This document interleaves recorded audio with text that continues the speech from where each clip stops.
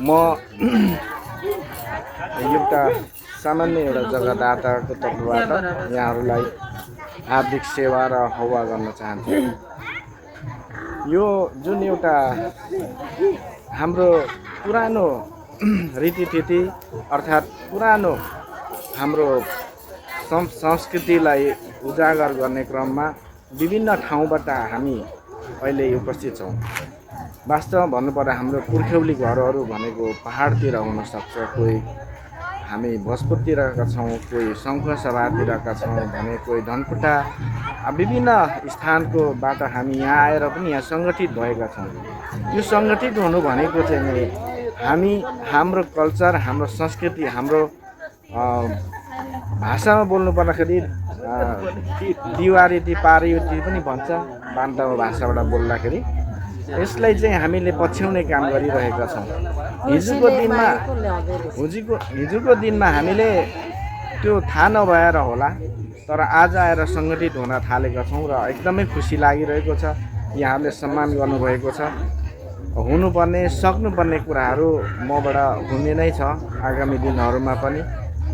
र अब यहाँहरूले पनि जुन एउटा चिज मैले संस्थाको लागि चाहिँ मैले दिएको थिएँ र यसलाई पनि यहाँहरूले पनि संरक्षण गर्दै हुनुहुन्छ। यसलाई पनि अझै संरक्षण गर्दै निर्माणको कार्यमा जुट्नु भएको छ। यसको लागि चाहिँ हृदयदेखि हार्दिक धन्यवाद दिन चाहन्छु। र यहाँ भाइ बहिनीहरू जुन बलिहाङ पर्वमा चाहिँ नि हिँडिदिनु भयो, आफ्नो सबै काम थाती राखेर स्कुललाई पनि थाती राखेर हिँडिदिनु भएको छ। यसको लागि म हृदयदेखि नै हार्दिक धन्यवाद र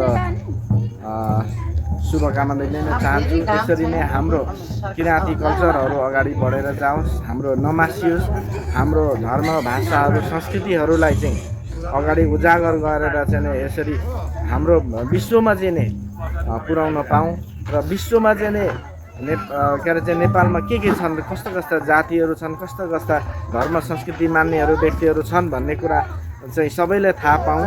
हामीले जसरी अहिले अफ्रिकाको चाहिँ विभिन्न ठाउँमा चाहिँ उहाँको चाहिँ मूलवासी भूमिपुत्रहरूले चाहिँ गरेको क्रियाकलापहरू देख्न पाइरहेका छौँ र देखिरहेका छौँ। त्यसै गरी हाम्रो नेपालको पनि विभिन्न मूलवासीहरू भूमिपुत्रहरूको विषयमा चाहिँ सबैले संसारभरिको व्यक्तिहरू चाहिँ मानव जातिहरूले चाहिँ चिनुन् भन्ने कुराहरू मेरो मनभित्रबाट चाहिँ होस् भन्ने चाहना राख्दै बाँकी यसरी नै अगाडि बढिरहोस्। अब जुन उहाँ हाम्रो अध्यक्षज्यूहरू, हाम्रो जुन कार्य समितिका अध्यक्षज्यू, उपाध्यक्षज्यू, सचिवज्यू लगायत कोषाध्यक्षज्यू लगायत सम्पूर्ण सदस्यज्यूहरूले चाहिँ एकदम एक्टिभ भएर चाहिँ एकदम काँधमा काँध मिलाएर चाहिँ अगाडि बढिरहनु भएको छ। मलाई चाहिँ खुसी लागिरहेछ।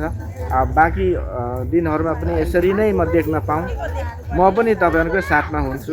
हरेक यो जुन उधौलीमा म पनि आइरहन्छु र यहाँहरूले नबोलाए पनि आउँछु। बोलाउनु भयो भने त आइ नै हालेँ होइन, नबोलाए पनि आउँछु म, किनकि यो मेरो आफ्नो घर जस्तो लाग्छ। हुन त म वडा नम्बर 2 मा बस्छु, मेरो घर चाहिँ त्यहाँ छ, तैपनि यो चाहिँ स्पेसली मेरो घर जस्तो लाग्छ।